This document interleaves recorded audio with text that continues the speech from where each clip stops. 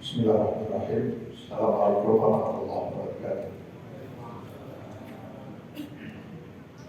Bismillahirrahmanirrahim. Wassalatu wassalamu ala Rasulillah wa ala alihi wa sahbihi wa man walah.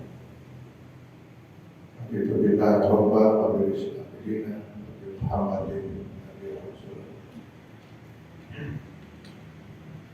Bapak-bapak dan ibu-ibu,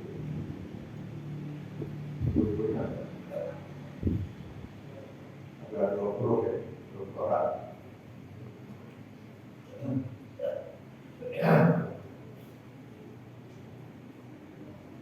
Jemaah sholat Isya dan sholat tarawih. Risalah Islam yang terakhir diturunkan Allah SWT kepada kita manusia lewat Rasul yang terakhir Nabi Muhammad SAW, lewat kitab suci yang terakhir Al-Quran. Terakhir artinya selesailah risalah Islam diturunkan sejak Nabi Adam sampai dengan Nabi Muhammad SAW.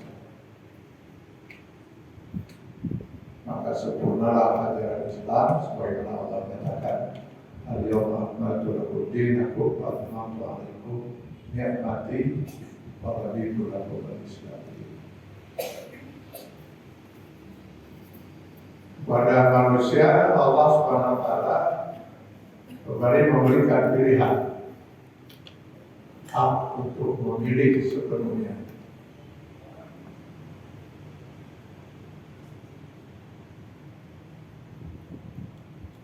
Pilihannya hanya satu di antara dua, beriman atau kafir. Wa qulil haqqu min rabbikum faman syaa'a falyu'min wa man syaa'a falyakfur. Al-Kahfi ayat 29. Pilihan ini diberikan oleh Allah 100% sepenuhnya untuk bisa menentukan pilihan. Ketika manusia memilih kafir, maka itu haknya. Dan Allah memberikan kebebasan sepenuhnya kepada manusia yang memilih kafir untuk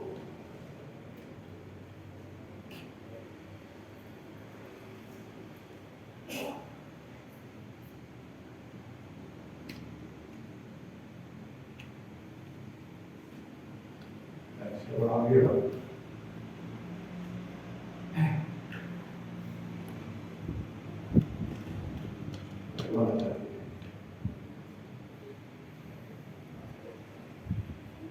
kalau ada yang berbicara silakan bicarakan.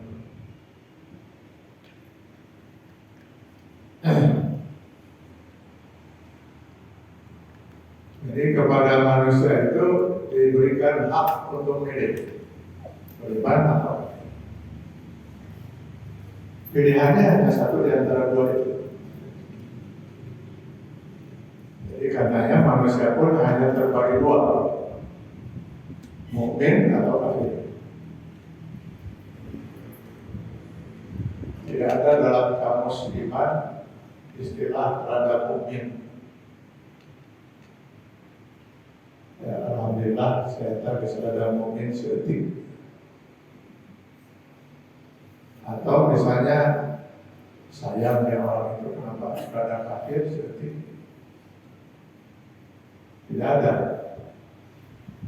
Karena di akhirat juga Allah hanya menyediakan dua tempat, surga dan neraka. Surga untuk orang yang memilih beriman, kafir, dan neraka untuk yang memilih kafir. Lalu yang ada mukmin dan ada kafir mau di mana? Nah, ketika manusia memilih kafir, bebas hidup dia. Dia bebas mau menyembah apa saja, menyembah batu, menyembah pohon, menyembah binatang, bahkan tidak menyembah apapun, tidak ada masalah. Lalu dia mengatur hidup semau dia. Nah, dia bebas. Tidak akan pernah kita temukan satu ayat, satu hadis di mana Allah mengatur orang kafir. Ya ayyuhal kafirun aqimus shalah, enggak ada. Ya ayyuhal kafirun kutiba alaikumus syiyam, enggak ada. Jadi kalau ada orang kafir tidak sholat berdosa. Orang kafir tidak sahur berdosa tidak? Silakan dijawab yang dari oleh ujian dan masalah ya. Orang kafir tidak sholat berdosa tidak? Berdosa. Kenapa berdosa? Jangan suruh. Jadi orang kafir tidak sholat, tidak sahur, ya dia berdosa. Kalau orang mukmin tidak sholat, tidak sahur berdosa. Nah, jadi bagaimana? Orang kafir itu tidak berdosa karena dia tidak diatur hidupnya oleh Allah SWT. Itulah sebabnya kenapa mereka kekal di neraka. Jadi pernah ada orang bertanya kepada saya, kok di dalam Al-Quran Allah mengancam orang kafir itu kekal di neraka? Apa itu kan bertolak belakang dengan sifat Allah yang Maha Pengampun? Ya tidak. Allah itu Maha Pengampun terhadap orang yang berbuat dosa. Nah, orang kafir kenapa tidak diampuni? Ya orang kafir tidak berdosa. Dosa itu perbuatan pelanggaran terhadap aturan Allah yang dilakukan oleh orang yang beriman kepada Allah, beriman terhadap aturan itu. Dia melanggar itu dosa. Kalau orang kafir, mereka katakan kamu berdosa. Berdosa itu apa? Melanggar aturan Allah. Dari Allah sama.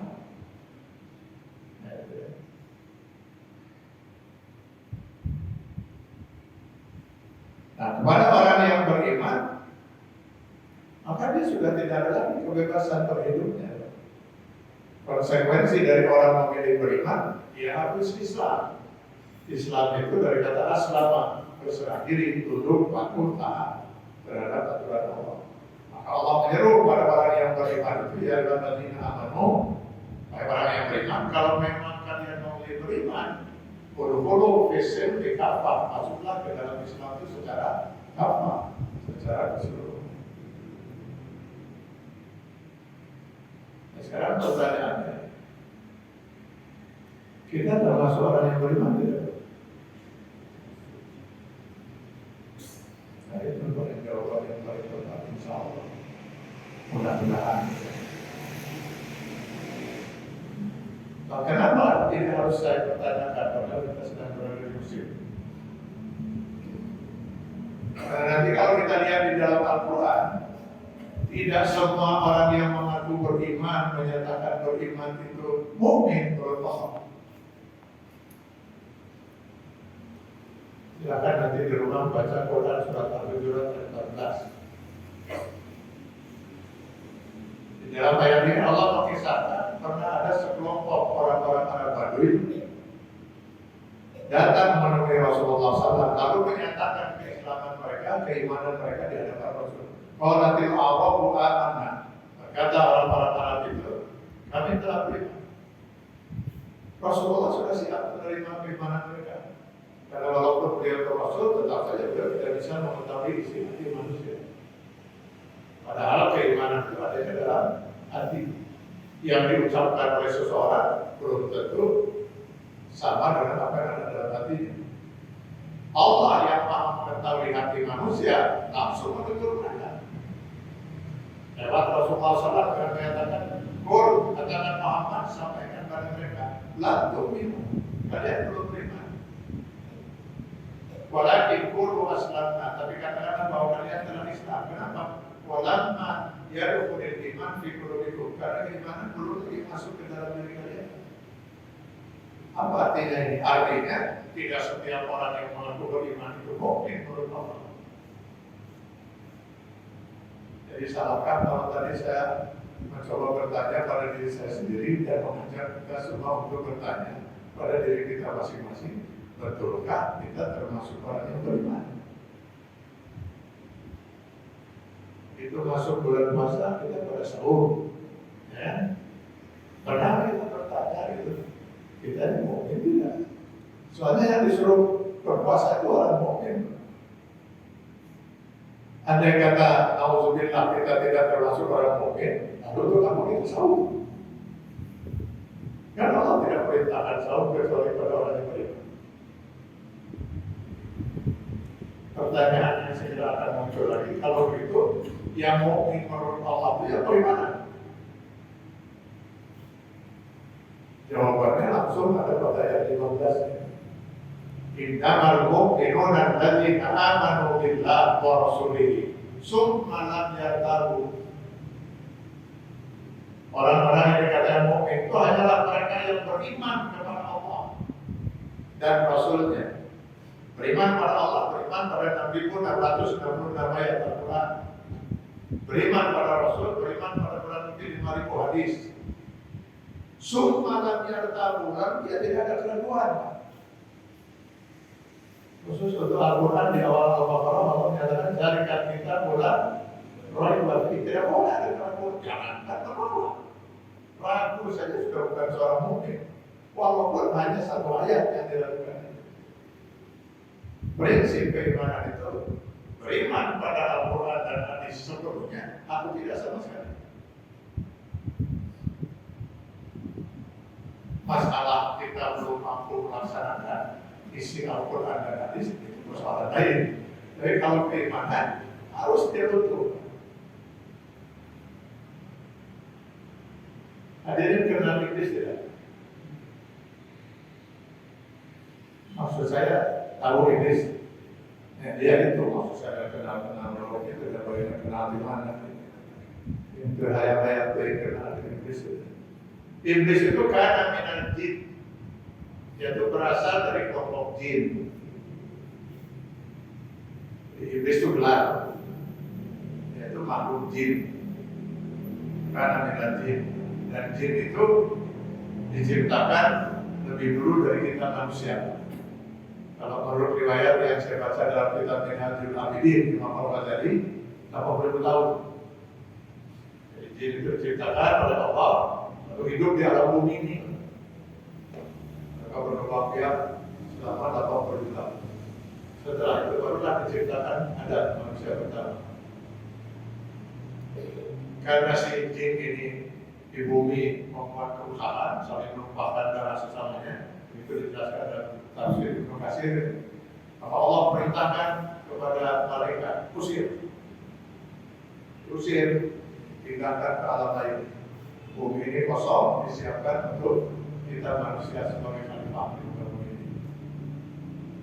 Jadi bumi ini dulu diisi oleh jin. Mungkin di sekitar saudara-saudara dulu ada. Yang paling banyak itu di daerah Ciamplas. Kalau siang dalam bentuk pakaian yang dijual itu celana jin, jaket jin. Kalau malam ini banyak jin tulen. Nah, jin ini sama dengan kita manusia yang diberi hak untuk memilih. Karena itu yang kafir dari makhluk Allah itu hanya dua, jin dan manusia. Semua makhluk Allah muslim. Ini tembok ini muslim, Pak. Nah, tembok ini muslim, pintu itu muslim. Semuanya makhluk hidup, Pak. Saya dulu waktu kecil itu diajari oleh guru di sekolah ini. Kita makhluk hidup, binatang, tumbuh-tumbuhan. Kalau batu itu makhluk benda mati kan itu. Setelah saya pelajari Islam lain, Pak. Semua makhluk hidup. Dengan jenis kehidupan masing-masing. Sehingga nanti kalau kita baca dalam Al-Quran, gunung-gunung bertasbih. Walakin la tafqahuna tasbihahum, kalian tidak mengerti tasbih mereka itu. Ini ada hadis tingkatannya mutawatir. Waktu saya berapa lama ini?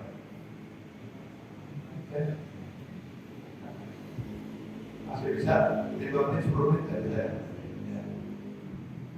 Dulu di zaman Rasulullah SAW itu ada di dalam masjid itu ada batang pohon kurma. Batang pohon kurma. Jadi rumah Rasul Mesir. Jadi berdampingan yang sekarang jadi makam Rasulullah dan dua sahabat itu. Batang kurma inilah yang biasa dipergunakan oleh Rasulullah untuk bersandar ketika beliau menyampaikan khutbah.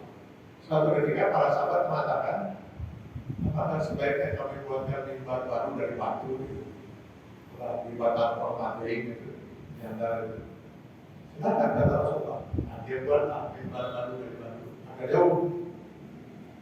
Begitu selesai, Rasulullah berkhutbah di sana di mimbar yang dibuat baru.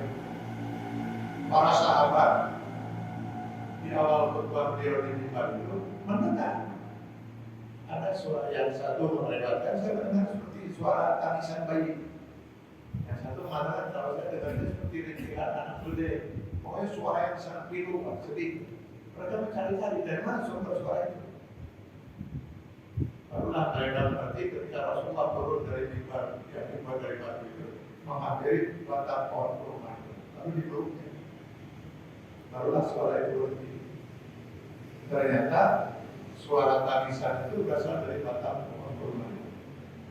Ada dua alasan kata Rasulullah kenapa dia sedih. Pertama, dengan adanya mimbar yang baru itu, dia tidak akan pernah lagi dipakai bersandar oleh Rasulullah dalam khutbah.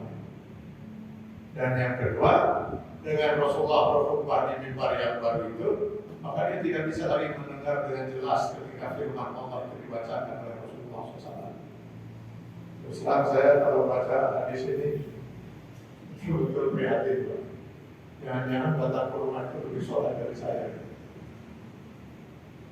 Kita mendengar Al-Quran gara-gara di TV buru-buru kita ke channel itu. Batang kurma menangis karena tidak bisa mendengar firman Allah. Batang kurma menangis. Gunung batu, gunung Uhud itu bergoyang di gunung itu karena waktu itu Rasulullah dengan Abu Bakar dan Umar berada di puncak gunung, saking gembiranya bergoyang. Abu Bakar dan Umar sudah takut keselamatan Rasul disangka gempa. Akhirnya Rasul mengatakan, wahai gunung Uhud, berhentilah bergoyang bersama saya dan dua orang yang sudah ketakutan. Nah, baru gunung Uhud. Jadi gunung bergembira, batang kurma menangis. Semuanya itu hidup dan semuanya muslim. Jadi tidak ada ayat kafir atau misalnya Amsal munafik. Babi itu semuanya muslim. Tidak ada babi kafir, hanya kebetulan saja dagingnya oleh Allah diharapkan kita memakannya. Tidak ada babi masuk neraka. Lihat Al-Araf 179, penduduk neraka itu hanya dua, jin dan manusia. Nah, jin ini sama dengan kita, Pak. Ada laki-laki, ada perempuan, ada yang lahir, ada yang meninggal. Persis sama kehidupannya. Ada suku-suku juga. Kalau kita ada suku Sunda, Jawa, Madura, Arab, dan bagian banyak sekali. Nah, kalau saya suku jin kapal. Dan ada rencana untuk kapalnya juga. Cuma ada suku jin yang terkenal namanya jin Ifrit. Nah, pernah dengar itu? Jin Ifrit. Mereka terkenal sangat cerdas, Pak. Sayangnya dengan kecerdasan itu timbul kesombongannya. Maka mereka membentuk kelompok inklusif, tidak mau bergabung dengan jin-jin yang lain. Maka bentuk kelompok inklusif namanya jaringan Ifrit liberal. Nah, disingkat GIL gitu, Pak. Kemana-mana mereka tidak mau bergabung dengan jin, misalnya kalau inginnya dengan malaikat. Itu sebabnya ketika malaikat diperintahkan oleh Allah Subhanahu wa taala untuk sujud kepada Adam, di antaranya dia Al-Baqarah 34. Itu dari malaikat dulu di Adam, bahasanya sujud semua malaikat. Si kelompok Ifrit ini ikut mendapat perintah. Apa wastakbar, menolak. Apa yang terjadi kemudian? Allah nyatakan gugur keimanan si iblis dan keturunannya selama 80.000 tahun itu. Lalu dilaknat, diberi gelar baru, iblis, setan berwajib, setan yang tertutup. Hanya karena menolak satu aturan Allah. Gugurlah keimanan 80.000 tahun.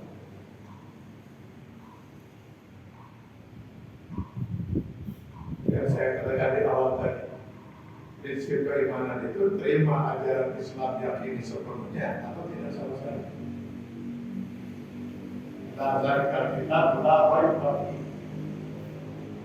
Nah kalau akhirnya iblis dilaknat oleh Allah, dinyatakan gugur keimanannya hanya karena menolak satu aturan Allah. Bagaimana dengan orang yang mengaku mukmin kalau menolak setiap aturan dan hukum Allah? Apakah orang itu tidak lebih iblis daripada iblis?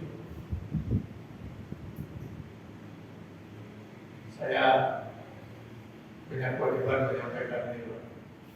Lebih baik kita merenung dan memikirkan ini di dunia ini sebelum kita menyesal di akhir nanti. Jangan kita merasa beriman lalu na'udzubillah dijodohkan Allah ke neraka.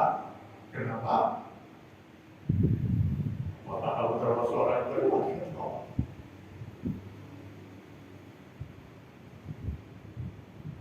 Iblis berani tidak kita meragukan keimanannya dari segi mengimani zat Allah? Tidak bisa. Bapak Ibu yakin nggak bahwa Allah itu ahad? Yakin Allah itu sholat dan dari bulan-bulan itu tahu kemana? Yakin?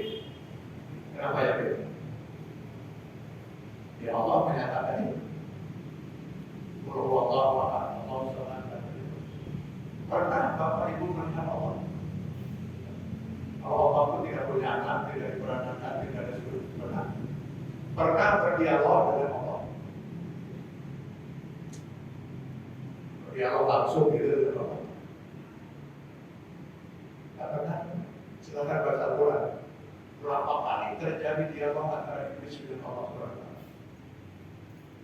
Kenapa kamu saya suruh sujud kamu nolak? Jawab oleh iblis terjadi dialog. Dari segi keimanan iblis terhadap zat Allah jauh di atas kita. Tidak mungkin iblis sampai sesat mengimani Allah, Allah punya anak, punya keturunan, punya sekutu. Tidak mungkin iblis melihat Allah tidak punya anak. Jadi pantas kalau keimanannya terjaga selama 80.000 tahun.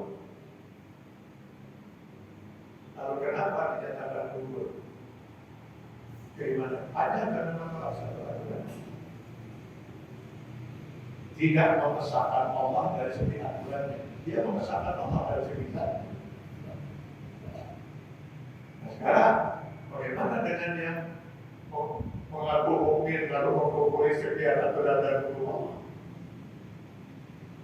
Kita tidak sedikit mereka malah diberi gelar sertifikat orang Muslim.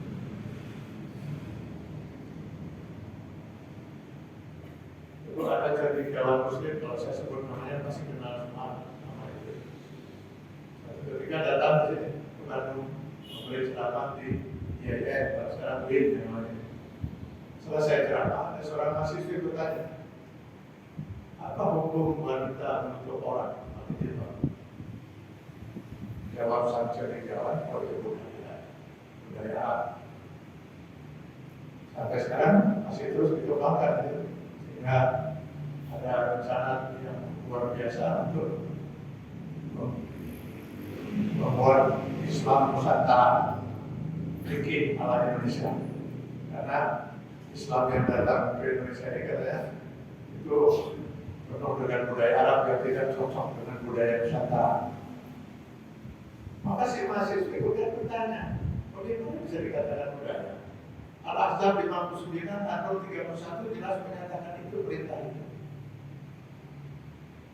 Dihadapkan dengan ayat-ayat itu, sang cerikawan mengatakan dia istri saya.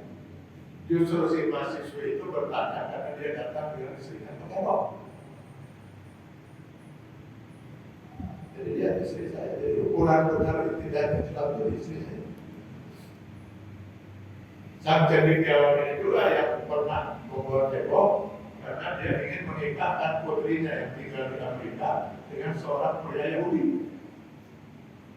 Dia tadinya ingin dilaksanakan pernikahan itu di Islamic Center di Amerika. Di Islamic Center, alhamdulillah menolak pernikahan apa? Gak ada dalam Islam seorang wanita muslimah bisa bersuamikan laki-laki kafir. Al-Baqarah 221. Dia tetap menolak. Alhamdulillah di Islamic Center menolak. Pernikahan tetap dilangsungkan di apartemen putri dan dia menjadi wali. untuk menikahkan putrinya seorang muslimah dengan seorang pria Yahudi. Saya nggak tahu apa yang sedang terjadi di alam kubur dengan yang bersangkutan sekarang. Ketika Allah menuntut yang bersangkutan, kok bisa-bisa saja dia mengantarkan putrinya untuk berzina sebagai itu. Amerika yang begitu malah disebut sebagai orang muslim. Dulu ada juga seorang kiai, ini juga kalau saya sebut namanya nggak mungkin bapak nggak kenal. Dia pernah mengusulkan agar Al-Baqarah 120 itu dibuang dari Al-Quran. Alasannya, karena ayat inilah yang telah membuat orang sebagian umat Islam itu tidak bisa toleran terhadap orang lain. Karena itu buang saja dengan ayat ini. Maka kita malah disebut kiai. Makanya dugaan saya, jadi dugaan saya, iblis yang asli itu paling bingung di Indonesia. Ada yang jadi iblis saya yang beriman 20 tahun gara-gara menolak satu aturan Allah, langsung dilaknat oleh Allah. Dan umat Islam sedikit-sedikit mau tidak saya tahu lagi, mau sudah saja. Ada setan, apa aturan Allah yang ditolak? Allah disebut jadi piawan. Meninggal banyak orang yang menyalahkan. Batasan antara mukmin dan kafir sudah tidak jelas lagi. Padahal itu fungsi Al-Quran diturunkan.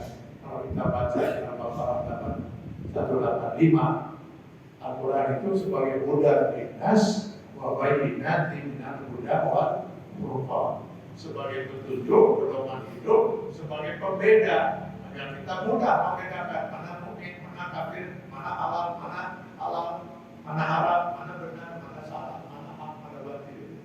Tapi sekarang itu semua menjadi kabur sehingga sudah tidak jelas lagi batasan mukmin dan kafir.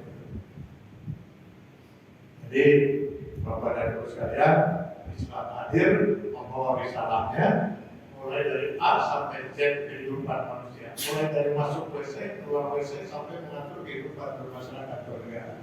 Kewajiban kita yang beriman harus mengislamkan diri kita secara kafah dalam batas kemampuan yang bisa kita lakukan. Karena yang nanti bakal dimintai pertanggungjawaban oleh Allah di akhirat bukan hanya sebatas sholat, zakat, saum, haji saja, tapi seluruh kehidupan kita berdetik. Tapi karena kita sudah terlalu lama diracuni oleh pemikiran sekularisme, lalu kita merasa urusan Islam itu sholat, zakat, saum. Seolah kalau orang sudah rajin sholat, zakat, saum, haji disuruh bersalah. Saya tutup ini renungan kita malam ini dengan sebuah hadis riwayat Ahmad bin Hanbal.